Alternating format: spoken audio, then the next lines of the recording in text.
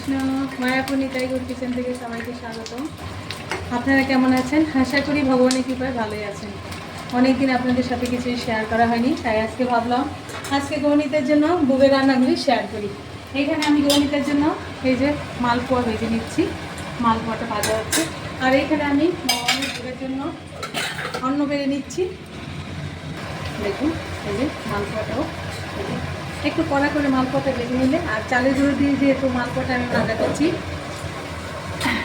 এই যে ভাজা হয়ে গেছে। এখন আমি মালপোয়াটাও নামিয়ে নিচ্ছি। মালপোয়াটা ভাজা হয়ে গেছে। আর এখানে ভগবানের ভোগের অন্নটা বেড়ে নিয়েছি, এখানে দিয়ে দিচ্ছি এই যে কুমড়ো ভাজা। আর এই বেগুনগুলি না, এই যে চিকন চিকন বেগুন, তো ওই যে লম্বা লম্বা বেগুনগুলি, এগুলি আমি একটু ছিঁড়ে ছিঁড়ে ভেজে নিয়েছি।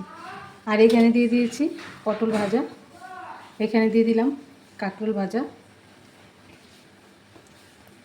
লবণ দিয়ে দিলাম, আর ভোগের প্লেটে লঙ্কা দিয়ে দিলাম। আর এখানে গন্ধরাজ লেবু বানিয়ে নিয়েছি, লেবুটাও দিয়ে দিলাম। আর এখানে ভোগের প্লেটে আমি ঘি দিয়ে দিলাম। এই যে ভোগটা রেডি হয়ে গেল। এখন আমি আমার গণি থেকে ভোগ লাগাবো। এখানে আমি আম দিয়ে টক ডাল রান্না করলাম, আর এখানে উচ্ছে দিয়ে শুক্তার ডাল, আর এখানে হয়েছে চাটনি, আর এখানে শাক। এই শাকটা আমাদের আশেপাশে থেকে এই যে সেচি শাক তুলে নিয়েছি, এই শাকটাই কুচিয়ে রান্না করেছি। আর এখানে একটু পায়েস রান্না করলাম।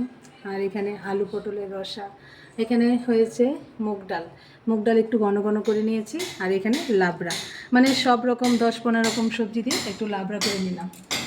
আর এখন আমি ভগবানকে ভোগ লাগাবো। আর আপনার গণি থেকে একটু দর্শন করে নিন, দেখুন গণি থেকে কৃপা লাভ করুন। আজকের মতো ভোগের রান্না এখানেই এতটুকুই হয়েছে।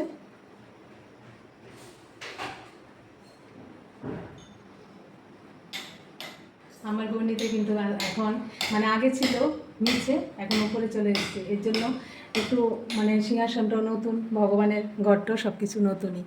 এই জন্য হয়তো আপনারা ভাবতে পারেন যে আগের গণি থেকে একরকম দেখা হচ্ছে, এখন অন্যরকম।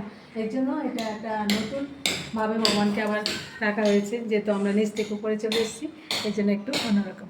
তাহলে আজকের ভিডিও এখানেই শেষ। সবাই ভালো থাকবেন, সুস্থ থাকবেন। আবার দেখা হচ্ছে পরের ভিডিওতে। হরে কৃষ্ণ।